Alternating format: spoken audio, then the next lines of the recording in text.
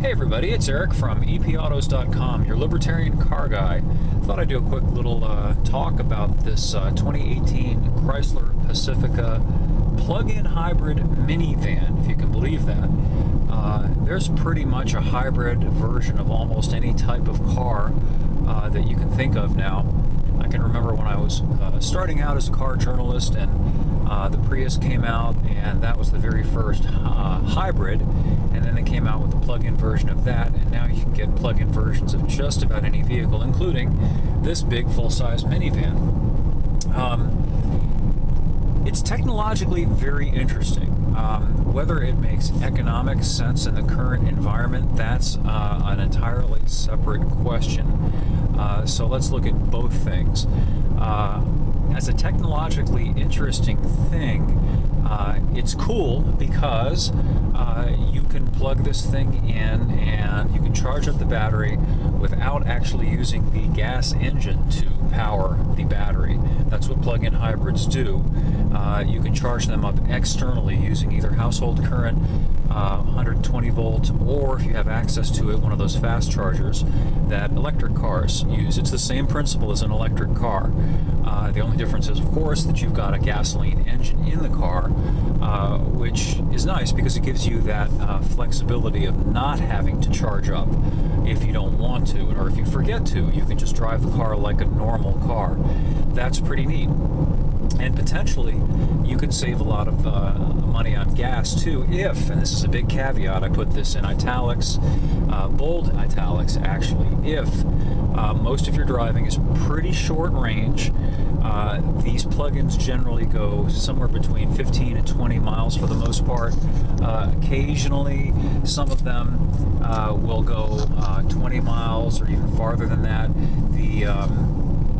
The Chevy Volt is the pick of the litter in that respect. It can go. There's an armed government worker. Look at him, looking for victims. He didn't get me because I had my radar detector on. Yeah, foiled again. Anyway, enough of that sidebar. The Chevy Volt can go about 50 miles, but that's unique. It's the only plug-in that has a range like as far as that. So anyway, if your trip is pretty short, you could theoretically get there and back without burning any gas, or at least burning less gas. So that's pretty cool. Now, here's the other side of that particular coin. Hybrids are a tough sell, and it doesn't matter whether it's even a Prius, much less a big minivan like this right now, because gas prices are pretty low. Most of you will remember when we had that big spike in gas prices and they were pushing $4 a gallon, and at that point hybrids were selling really well because the math was more favorable for a hybrid, whether plug-in or not. But gas prices since then have gone back down, and right now they're about $2.45 in my area for a gallon, and that's cheap. In fact, it's cheaper on an inflation-adjusted basis than gas was 50 years ago, back in the mid-late 1960s. So it's more difficult to make an economic case for a hybrid. The technology is really neat. These things can do tremendous things, but they're also a lot more expensive to buy up front. And because the gas is so inexpensive right now, it's going to take you a while probably to make back the money that you spent up front on down the road fuel savings. So that's something to take into consideration. Also, I'd like to talk about one other thing briefly before I get off my soapbox, and that is the way that the EPA advertises the mileage of these plug-in hybrids and electric cars also, but mostly the plug-in hybrids. If you look at a window sticker of one of these things, you'll see something called EMPG. And some of these EMPG figures are really spectacular sounding. 80 EMPG, 100 EMPG. Off the top of my head, I'm not sure what the EMPG of this thing is, but it's probably somewhere in that ballpark, 50, 60 EMPG, something like that. I'll have to look up the specs. And on the face of it, what it is, it's a calculation based on what the thing can do in combined gas engine and electric only operation. The problem with it is it's extremely variable depending on the type of driving that you do. My driving is such that I really don't get to operate all that much purely on the batteries on electricity. My trip from my place up in the mountains down to the coffee shop where I do my work, it's about 30 miles one way. So you're looking at about a 60-mile round trip.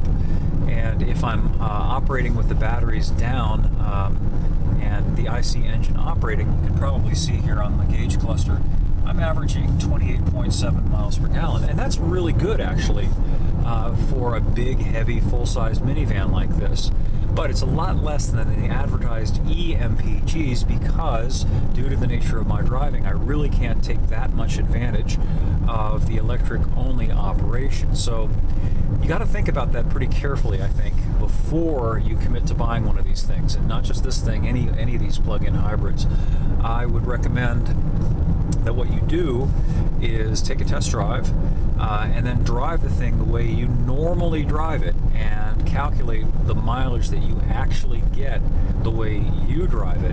And don't pay any attention to that EMPG window sticker. Figure out what the mileage you actually get is, and then decide for yourself whether it makes economic sense for you to buy one of these things rather than just the standard version of it, or even if it's available, the regular hybrid, the non-hybrid version. As for example, with the Prius, you can buy the regular Prius, which is a closed-loop hybrid. You don't plug that in; it generates electricity from the IC engine, or you can get the plug-in hybrid. The plug-in hybrid is always more expensive than the standard hybrid, and you're paying extra for a higher capacity battery and the ability to run exclusively on electricity at road speeds for a longer period of time. Most regular hybrids run mostly on the gas engine. The electric side of the drivetrain is chiefly there to provide supplementary power as when you need extra acceleration, and also to power the vehicle when you're stopped or just kind of creeping along. That's when they're at their most efficient. But when you're going down the road like I am right now, for the most part in a regular hybrid, you're going to be burning gas, even if the batteries are showing charge.